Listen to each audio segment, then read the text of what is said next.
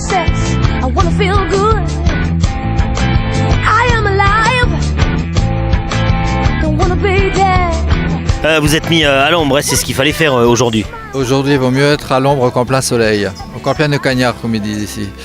Alors, Aubenas-les-Alpes fait partie de la communauté de communes de Haute-Provence et dans le cadre de cette initiative, vous exposez, vous proposez à comprendre justement ce qui se fait chez vous. Alors, qu'est-ce qui se fait, Aubenas ?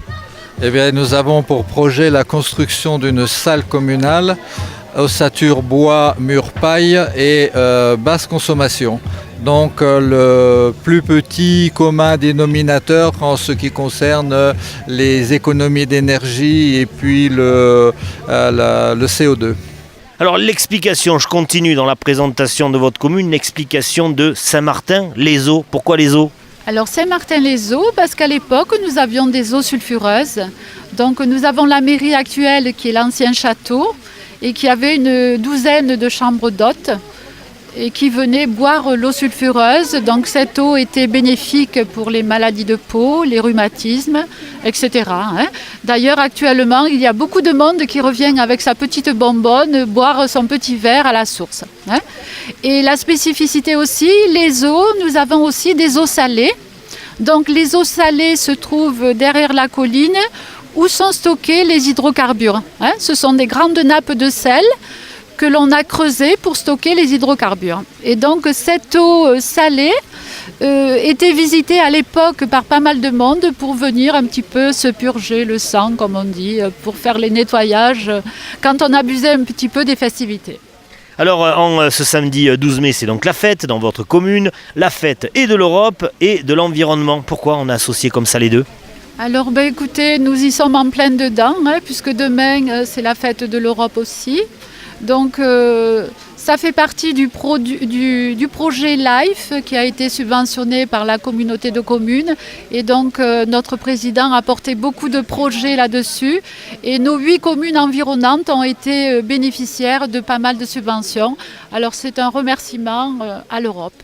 Merci Madame le maire, merci beaucoup. Bon, c'est pas la maquette qui était importante, c'est ce qu'elle explique. Oui, bien sûr. Néanmoins, elle permet quand même de visualiser le fonctionnement. C'est-à-dire que... Donc là, c'est l'eau qui est en jeu. C'est l'eau. C'est tous les systèmes, c'est toutes les eaux usées qui sortent de la maison et qu'il va falloir traiter, quoi. Et ce système-là remplace la fosse septique. C'est une alternative intéressante parce que elle va permettre en fait d'épurer l'eau grâce aux bactéries qui vont être présentes au niveau des racines des plantes. Je m'occupe de tomates, je fais une vingtaine de variétés de tomates dites anciennes, et en plein champ et aussi en serre. L'année dernière, j'en avais planté 4500, donc à peu près une demi-hectare de tomates, quoi.